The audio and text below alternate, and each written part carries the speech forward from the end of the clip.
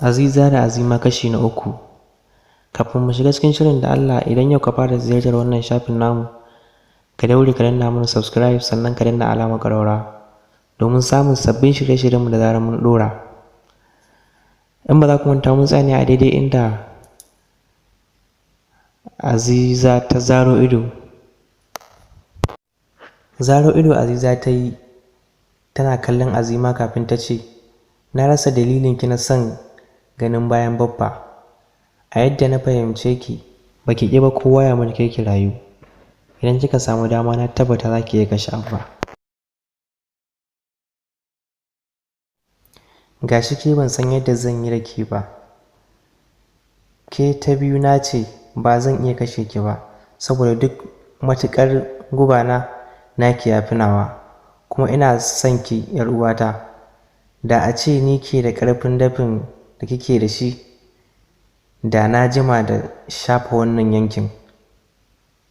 Karkab ɗinta, Azima ta faɗa tana Aziza rumtsa ido hannuwanta sama tare da fashewar kuka ta ce, Azima ba zan taɓa bari ki cutar da Baffa ba, ko da kuwa za ki iya. Ni dai a gaskiya ina ji a jikina kamar ni da mutum ce. Ban san a garin yaya muka zama macizai ba. Me dalilin ki na son kashe Baffa? Aziza ta faɗa tana haɗa kai da gwiwa tana ci gaba da kuka. Duk sadda ta kalli jikinta ta ganta a macijiya tana jin zafi a zuciyarta. Ta yi nisa sosai a kuka, ta ji wani irin murya na namiji wanda yake abin tsoro an ba ta amsar maganarta. Zunubin da Baffan ku ya aikata shi ne yake bibiyar ku tare da goya masa baya da amanar da yankin nan suka yi.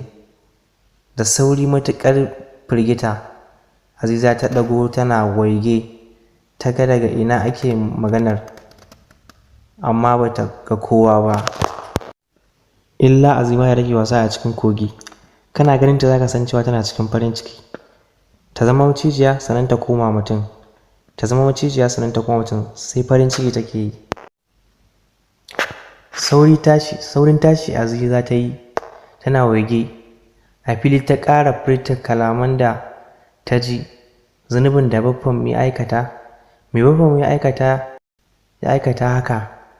Tambayoyi ne maƙil a ranta, amma babu mai bata amsa. Ko dai za ta je ta tambayi Baffa ne? Kai, amma kuma idan ta yi haka za a gane su ɗin ba mutane ba ne.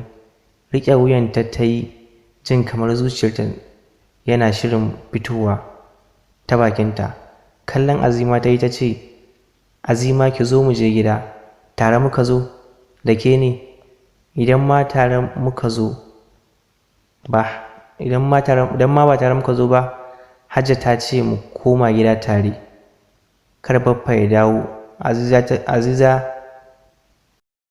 da bata karasa ba, Azima ta fito tana faɗin, ke komai ki ce Baffa. To idan ban kira sunan Baffa ba, sunan ki zan kira?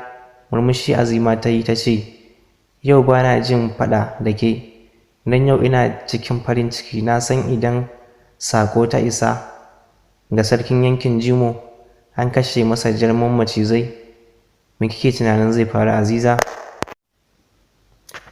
Ban sani ba, Aziza ta faɗa.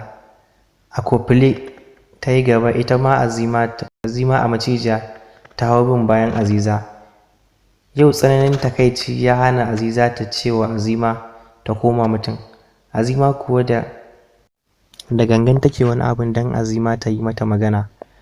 A macijiya ta shiga gidan. Allah ya so Hajji tana banɗaki. Zama Aziza ta yi ta buga tagumi. Azima kuwa bukka ta shige. Bayan Hajji ta fito ta ga Aziza da tagumi ta ce, Aziza kun dawo? Shiru Hajji ta ji, don Aziza ta yi nisa cikin tunani.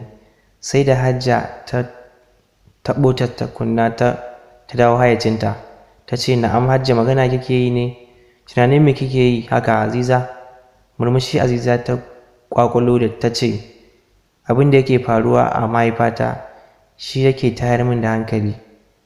Kar ki ce za ki saka hakan a zuciyarki.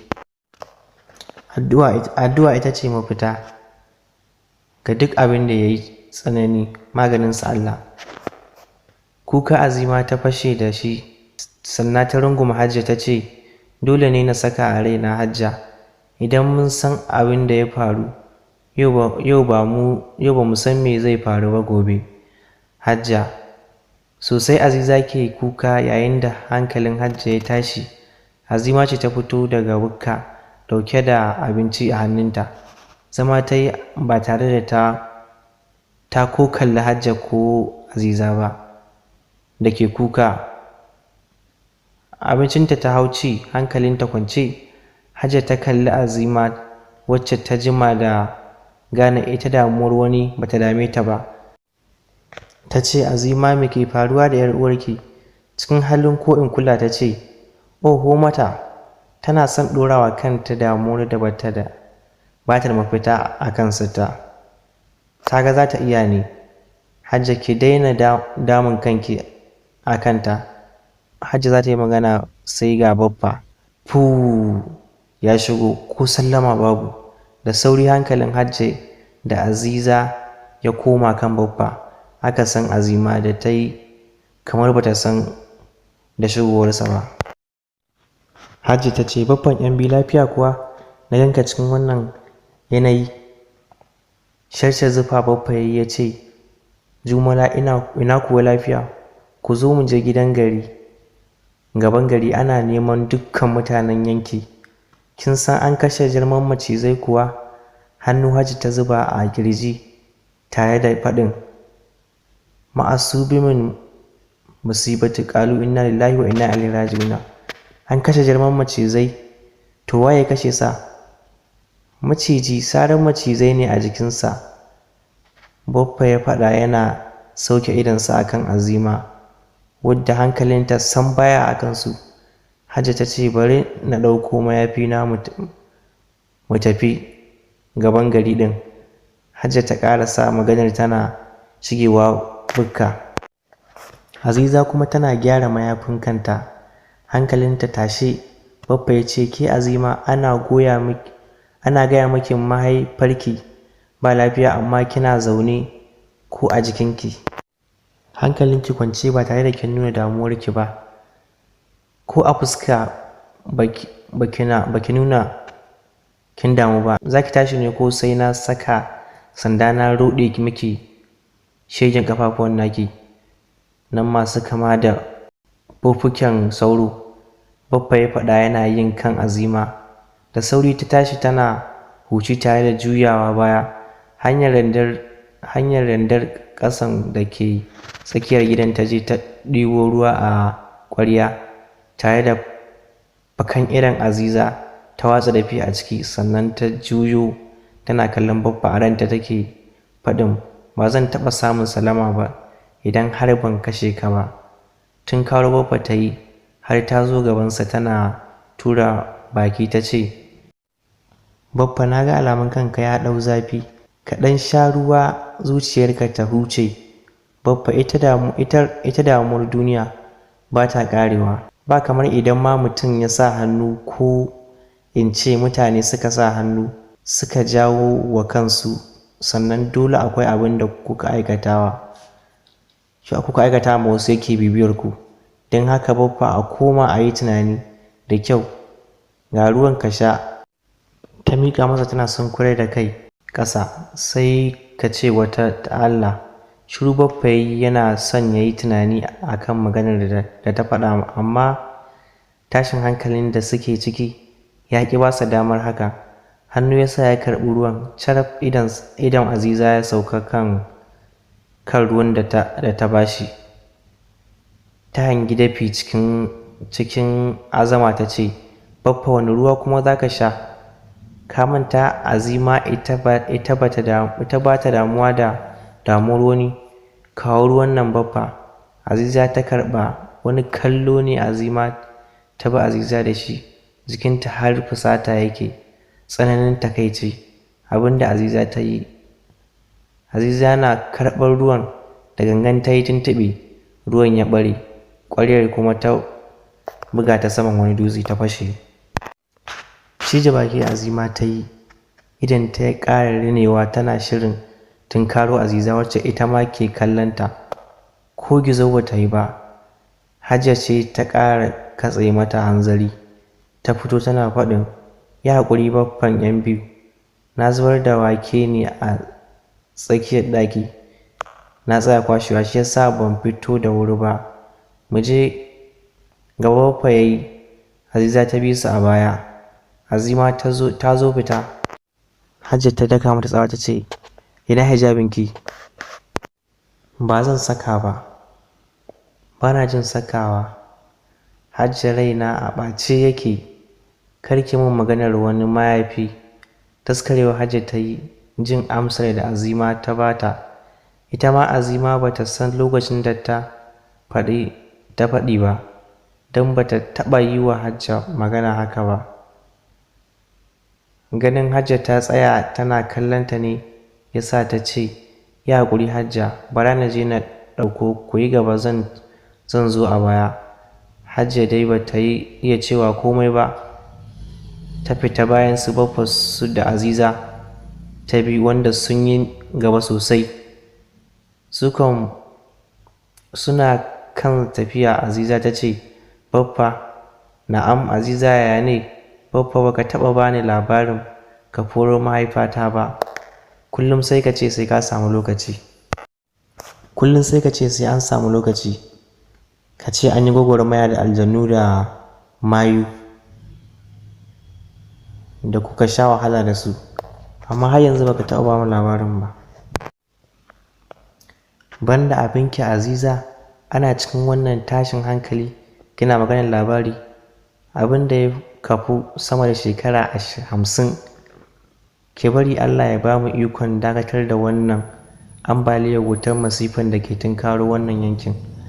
Shiru Aziza ta yi ba tare da ta sake magana ba. Da haka har suka ƙarasa gaban gari, inda cincirindon Fulani suke tsaye, kowa ka gani hankalinsa a tashe. Har an yi wa jarman macizai jana'iza an binne sa. Ana ta shawarwarin yadda za a rubuta wa sarkin Fulanin yankin Jimo saƙon cewa an kashe jarman macizai, wanda yankuna sun san shi jarumi ne. Idan ka cire yankin Ja'i da yankin Tudu, za a iya cewa babu wani jarumi wanda shahararsa ta kama macizai sama da jarman macizai. Babu jarumi kamar jarman macizai cikin yankunan nan. Akwai wanda har laƙabi ake masa da inna maciji, daga shi kuma sai yankin Tudu wanda shi ke takawa inna maciji baya, wato ira maganin macizai. Daga shi sai wanda aka kashe na yankin Jimo, wato jarman macizai. Lokacin da aka raba kambun girma inda suka shahara a kama macizai, aka ba wa inna maciji lamba 1 a kam. Sannan sai aka ba inna mai macizai na 2. Sannan sai wanda aka kashe jarman macizai shine na 3. Sai kuma wanda Aziza ta kashe shine aka ba na 6, sannan aka ba na ƙasa da su. Sai dai ba su da jituwa da yankin Tudu, ballantana kuma yankin Ja'i. Tsatsaurar gaba ce da daddiya, don kuwa an sha gasan kisa tsakanin yankin Tudu. Yankin Tudu kuwa sarkin yankin ne ya zo yankin Kwana, ya yi wa 'yar yankin fyaɗe, bai kyale ta ba har sai da ya kashe ta. Hakan ce ta sa Ardo ya ba da umarnin a kashe shi. Aka tara mutane aka mai hukunci daidai da aikin da aikata, inda sarki har da ya sa aka yanke mai wuya. To daga nan ne gabar ta fara. Muna godiya da bibiyar mu da kuke yi masoya. A nan za mu tsaya da wannan littafi Aziza da Azima na 3, sai kuma ku saurare mu zuwa littafi na 4. Idan yau ka fara ziyartar wannan shafin namu, dan Allah a danna mana subscribe, sannan a danna alamar ƙararrawa domin samun sabbin shirye-shiryen mu da zarar mun dora. Mun gode.